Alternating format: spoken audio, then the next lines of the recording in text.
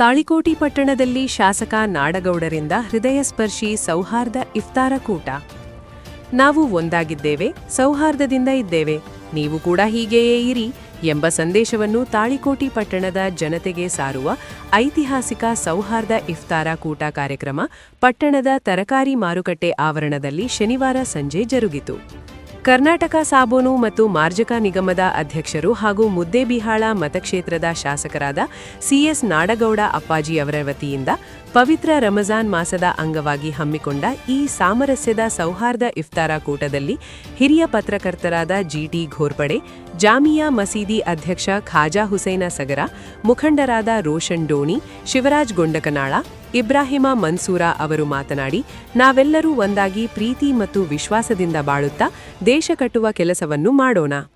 ಶಾಸಕ ಅಪ್ಪಾಜಿ ನಾಡಗೌಡರಿಗೆ ಭಗವಂತ ಉತ್ತಮ ಆರೋಗ್ಯ ಕೊಟ್ಟು ಅನುಗ್ರಹಿಸಲಿ ನಮ್ಮೆಲ್ಲರ ಪ್ರಾರ್ಥನೆಯಾಗಿದೆ ಎಂದರು.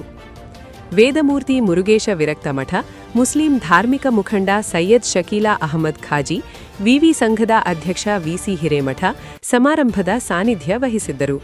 ಸರ್ವ ಸಮಾಜದ ಬಾಂಧವರು ಸಾಮೂಹಿಕ ಉಪವಾಸ ತೊರೆಯುವ ಕಾರ್ಯಕ್ರಮದಲ್ಲಿ ಭಾಗವಹಿಸಿ ಸಹೋದರತ್ವದ ಸಂದೇಶವನ್ನು ಸಾರಿದರು.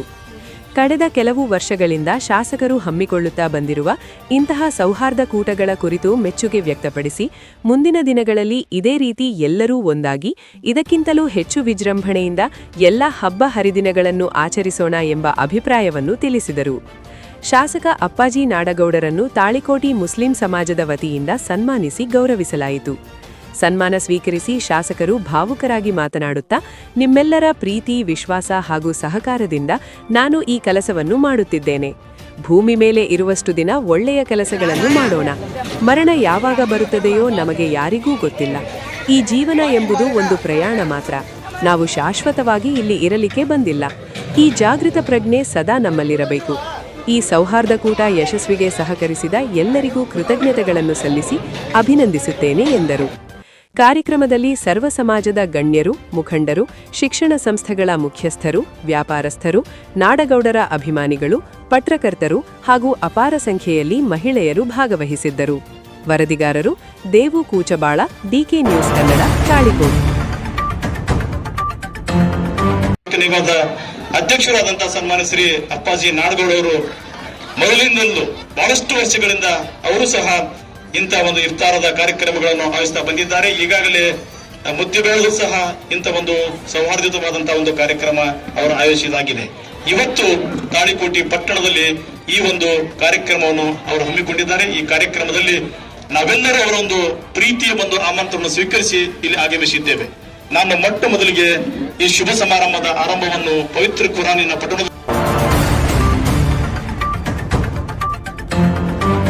ಗೊತ್ತಾಯಿತು. ಧರ್ಮರ ವಿಚಾರವಾಗಿ ಕುರಿತು ಬಹಳ ಒಳ್ಳೆ ಮಾತುಗಳನ್ನ ಹೇಳಿದ್ದಾರೆ ಅನ್ನೋದನ್ನು ತಿಳಿದು ಬಂತು. ಅವರು ಹೇಳಿದಂಥದನ್ನ ನಾವೆಲ್ಲರೂ ನಮ್ಮ ಜೀವನದಲ್ಲಿ ಅದನ್ನು ಅಳವಡಿಸಿದ್ರೆ ಬಹುತೇಕ ಬಹಳ ಮಂದಿ ಮಾತಾಡುವಾಗ ಹೇಳ್ತಾರೆ, ಸನಾತನ ಧರ್ಮ. ಸನಾತನ ಅಂದ್ರೆ ಅರ್ಥ ಬಹಳ ಪ್ರಾಚೀನದಿಂದ ಇರತಕ್ಕಂಥ ಒಂದು ಧರ್ಮ. ನೈಜ,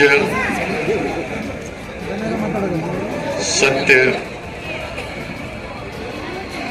ಮತ್ತು ಧರ್ಮದ ಮೌಲ್ಯಗಳನ್ನು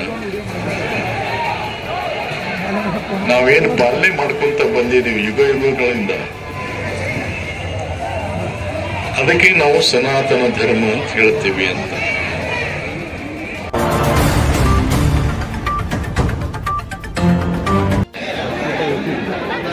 हम यहाँ के मुसाफिर है.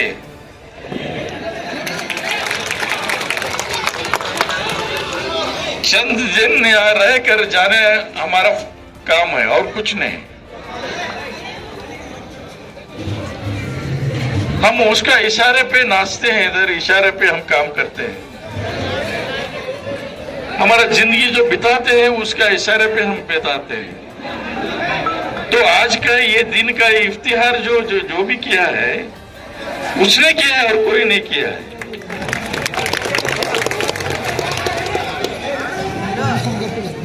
ये बड़कपन नहीं है, यह हमारा सब लोगों का फर्ज है, अदा करने का एक मौका है।